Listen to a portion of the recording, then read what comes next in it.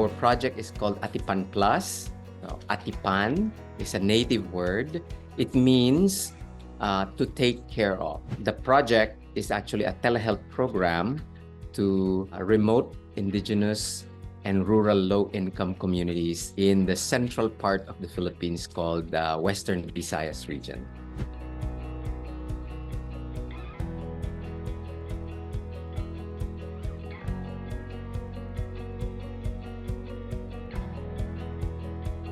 Their communities are very small communities that are subsistence communities. So they occur very far from the cities, and they're very poor and marginalized. So in those places where they dwell, there are no healthcare facilities, and it takes a while to get to their community sometimes. So we established this telehealth program so that they can do their healthcare within the locality.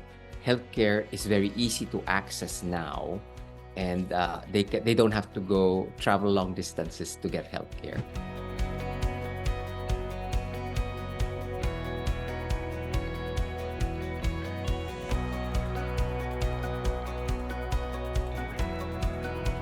I think our community healthcare coordinators were almost the heart of our telehealth program, because they were community leaders, and then they were the ones leading the facilitation of the telehealth. So I think maybe this is the reason also it became very successful, because we already had somebody who was highly trained and who was trusted by the community.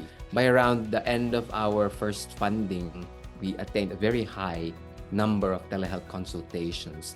And I think this was mainly due to the healthcare coordinators.